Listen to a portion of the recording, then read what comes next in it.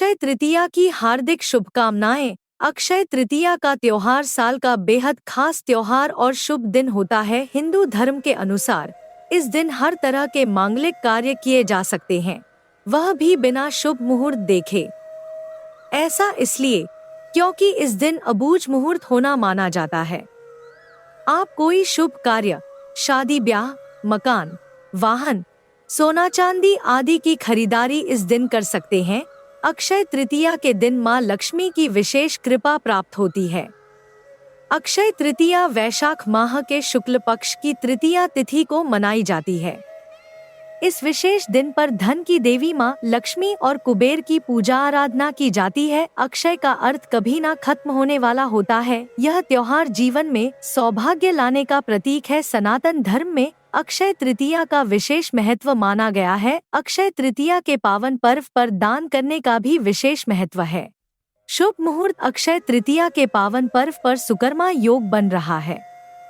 वैशाख माह में शुक्ल पक्ष की तृतीया तिथि 10 मई दिन शुक्रवार को प्रातः काल 4:17 से प्रारंभ होगी और इसके अगले दिन 11 मई प्रातः काल 02:50 पर इसकी समाप्ति होगी। उदया तिथि की मुताबिक मुख्य रूप से अक्षय तृतीया का त्योहार 10 मई को मनाया जाएगा। इस पावन पर्व पर पूजा का शुभ मुहूर्त प्रातः काल 5:33 से दोपहर 12:18 तक रहेगा। इस दौरान श्रद्धालु गण पूजा अर्चना कर सकते हैं। इस अवधि पर पूजा अर्चना करने से साधक को शुभ फल की प्राप्ति होती है तथा पापों से मुक्ति मिलती है। अक्षय तृतीया के पावन पर्व पर सोना खरीदने के लिए पूरा दिन शुभ रहेगा। महत्व। ज्योतिष शास्त्रों के मुताबिक अक्षय तृतीया को स्वयं सिद्धि मुहूर्त भी कहा जाता है।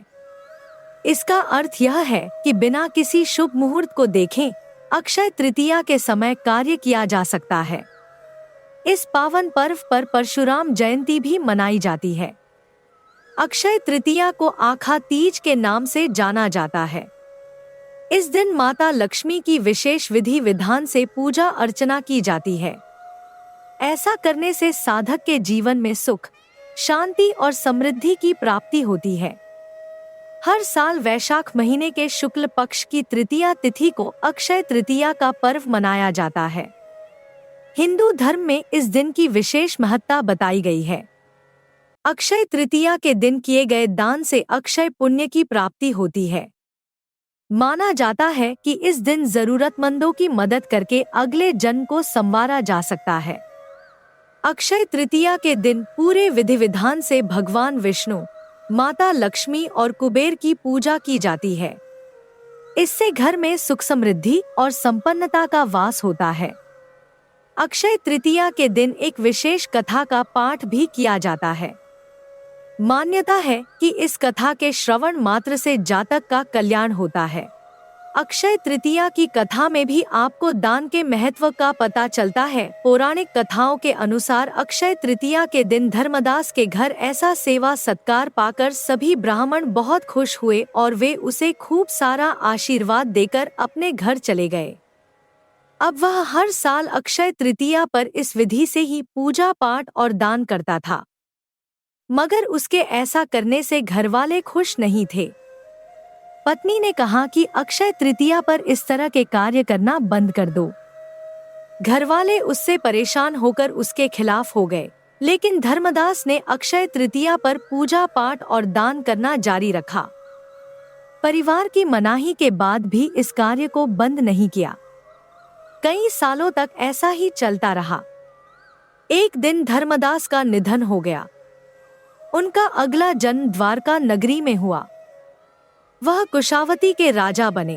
पौराणिक कथाओं के अनुसार भगवान कृष्ण विष्णु के अवतार, भगवान जो ब्रह्मांड को बनाए रखने का कार्य करते हैं। अक्षय तृतीया की उत्पत्ति के बारे में अधिकांश कहानियों में प्रमुखता से आते हैं। इनमें से सबसे प्रसिद्ध शायद जिन्हें सुदामा और कृष्ण के नाम से भी जाना जाता है। सुदामा एक गरीब ब्राह्मण था और कृष्ण का बचपन का मित्र था। एक समय ऐसा आया जब वह बहुत तंगी में थे और अपने परिवार के लिए पर्याप्त कमाई नहीं कर पा रहे थे। इसलिए उन्होंने अपने पूर्व स्कूल के साथी, जो अब द्वारका के राजा थे, से मिलने और उनसे उबरने के लिए कुछ वित्तीय मदद मांगने का फैसला किया। अपनी यात्रा पर निकलने से पहले उसने अपने मित्र राजा के लिए एक विनम्र उपहार के रूप में एक मुट्ठी चावल एक पोटली में बांध लिए। जब वह महल में पहुंचा तो सुदामा ने जो भी अद्भुत चीजें देखीं, उससे मंत्रमुग्ध हो गया और उसे अपना उपहार देने में शर्म महसूस हुई, क्योंकि उसे लगा कि यह निश्चित रूप से एक राजा के लिए अयोग्य है। कृष्ण अपने बचपन के मित्र को देखकर बहुत प्रसन्न हुए। उन्होंने सुदामा का खुली बाहों से स्वागत किया और सदियों पुरानी भारतीय कहावत अतिथि भगवान है का पालन करते हुए उनके साथ भगवान की तरह व्यवहार किया। उसने सुदामा द्वारा छिपाए गए चावल के पोटली को देखा और खेल खेल में उसे पकड़ लिया, पोटली खोली और स्पष्ट आनंद के साथ चावल खाना शुरू कर दिया। जब सुदामा ने यह देखा तो वह इतना भावुक हो गया कि वह भूल गया कि वह कृष्ण से मिलने क्यों आया है। महल में कृष्ण के साथ कुछ आनंदमय दिन बिताने के बाद सुदामा ने घर वापस जाने के लिए लंबी पैदल यात्रा शुरू की। यात्रा के दौरान उसे अचानक याद आया कि वह अपने मिशन में असफल हो गया है और भारी मन से घर चला गया और सोच रहा था कि अपनी प्रतीक्षारत पत्नी और बच्चों को कैसे सांत्वना दूं। अपने गांव पहुंचने पर सुदामा को एक महल मिला जहां उसकी झोपड़ी थी और महल के अंदर उसकी पत्नी और बच्चे बेहतरीन कपड़े पहने हुए थे। उसके बच्चे व पत्नी नाना प्रकार के भोजन खा रहे थे। सुदामा को एहसास हुआ कि यह दिव्य कृष्ण द्वारा किया गया एक चमत्कार था, जिनके पास कई शानदार शक्तियां थीं, जिनका इस्तेमाल वह हर उस व्यक्ति की मदद करने के लिए करते थे जो किसी भी प्रकार की समस्या लेकर उनके पास आता था। उस दिन से, जिस दिन सुदामा की श्री कृष्ण से मुलाकात हुई, उस दिन को अक्षय तृतीया के रूप में मनाया जाने लगा। सुदामा का विनम्र उपहार और अपनी गरीबी के बीच से दिए गए प्रेम के उपहार के पुरस्कार के रूप में उन्हें जो समृद्धि मिली, वह अक्षय तृतीया के सच्चे प्रतीक के रूप में खड़ी है। वह समृद्धि जो साझा करने और देने के माध्यम से आती है। पौराणिक कथाओं के अनुसार महाभारत के महाकाव्य में स्थापित एक कहानी है। महाभारत पांडव राजकुमारों जो अच्छाई के लिए खड़े हैं और उनके चचेरे भाई कौरव जो बुराई के लिए खड़े हैं के बीच महाकाव्य युद्ध की कहानी है। पांचों राजकुमारों से उनकी शाही विरासत छीन ली गई, जिसे उन्होंने जुआ खेला था और आधुनिक शतरंज जैसे अनुचित खेल में हार गए। जब पांडव राजकुमारों को उनकी युवा दुल्हन और उनकी बूढ़ी मां के साथ जंगल में निर्वासित किया गया तो उन्हें खुद को खिलाने के लिए पर्याप्त भोजन नहीं मिला, क्योंकि वे जंगल में रहने के आदी नहीं थे। भगवान कृष्ण ने उनकी दयनीय दुर्दशा पर दया करते हुए द्रौपदी, जो सभी पांडवों की पत्नी थी, को एक जादुई कटोरा दिया जो हमेशा भरा रहता था। असीमित मात्रा में भोजन ले जाने वाला यह जादुई कटोरा अक्षय पात्रम के नाम से जाना जाता था और ऐसा माना जाता है कि कृष्ण ने यह उपहार तृतीया के दिन दिया था। अक्षय पात्रम में भोजन की तरह यह माना जाता है कि इस दिन किए गए सभी निवेशों के मूल्य में असीमित वृद्धि होगी। अक्षय तृतीया के दिन ही पांडव राजकुमारों ने ऐसे हथियार खोजे थे जो कौरवों के साथ युद्ध में उनकी जीत की गारंटी देते थे। पौराणिक कथाओं के अनुसार परशुराम, जिन्हें पहले योद्धा संत के रूप में जाना जाता है, ब्रह्मांड के पालनकर्ता विष्णु के छठे अवतार हैं। शिव को प्रसन्न करने के लिए लंबी कठिन तपस्या के अंत में उन्हें अपना प्रसिद्ध हथियार एक कुल्हाड़ी प्राप्त हुई। विनाश के देवता शिव ने उन्हें युद्ध के विभिन्न तरीके और अन्य कौशल भी सिखाए। किंवदंती है कि परशुराम ने कोंकण, मालाबार और गोवा की भूमि को बचाने के लिए आगे बढ़ते समुद्र से लड़ाई की।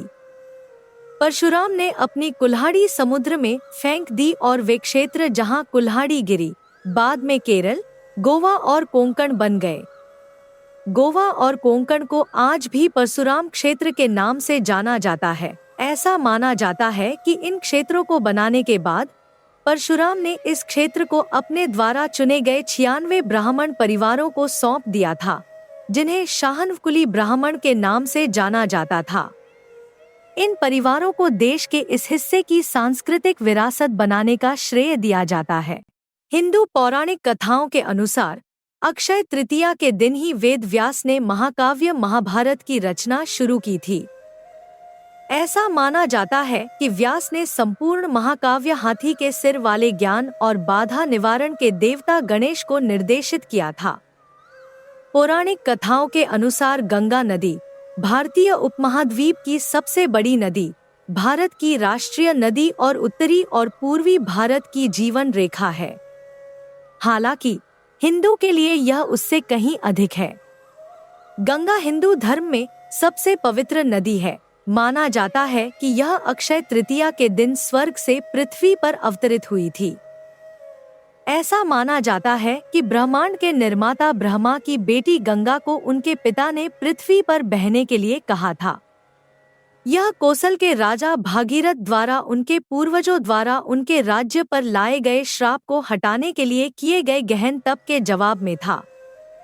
विशाल गंगा के अवतरण से पहले भागीरथ ने भी भगवान शिव से नदी के प्रवाह को रोकने के लिए प्रार्थना की, जो ऐसा करने के लिए सहमत हो गए।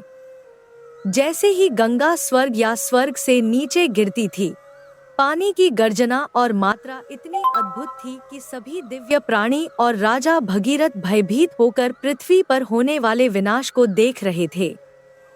हालांकि अपने वचन के अनुसार भगवान शिव अचानक प्रकट हुए और नदी को अपनी जटा या बालों की उलझी हुई गांठ में कैद कर लिया।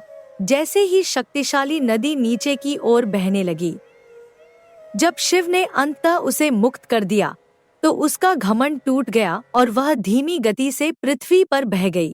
कहा जाता है कि राजा भगीरथ ने सागर तक पहुंचने से पहले अपने रथ पर गंगा को भारत के उत्तर और पूर्व में पार करवाया था। इसके बाद गंगा को उनके पिता ब्रह्मा द्वारा भागीरथी नाम भी दिया गया था और किसी भी आदमी के किसी भी अविश्वसनीय प्रयास को भगीरथ प्रयत्नम कहा जाता था। पौराणिक कथाओं के अनुसार मानव जाति के इतिहास में 4 युग हैं, जिन्हें युग के नाम से जाना जाता है। इनमें से त्रेता युग दूसरा है। पुराणों के अनुसार अक्षय तृतीया से त्रेता युग की शुरुआत होती है। अन्य युग है सत्य युग, द्वापर युग और कलयुग। त्रेता युग सत्य युग के बाद आता है, उत्तम नैतिकता का युग और द्वापर युग से पहले। भगवान विष्णु के 5वें, 6ठे और 7वें अवतार इस युग में हुए और वे युग के मुख्य आकर्षण थे। पौराणिक कथाओं के अनुसार दुर्गा द्वारा महिषासुर की पराजय का दिन हिंदू धर्म में असुर देवताओं का एक समूह है जो बुराई का प्रतिनिधित्व करते हैं। वे देवताओं, स्वर्ग में रहने वाले देवताओं जो अच्छाई का प्रतिनिधित्व करते हैं, के साथ शाश्वत युद्ध में लगे हुए हैं। हालांकि दोनों समूह कश्यप की संतान हैं। महिषासुर नाम के असुरों में से एक ने बहुत शक्तिशाली भैंसे का रूप धारण कर लिया था, जो जहां भी जाता था मृत्यु और विनाश बरपाता था।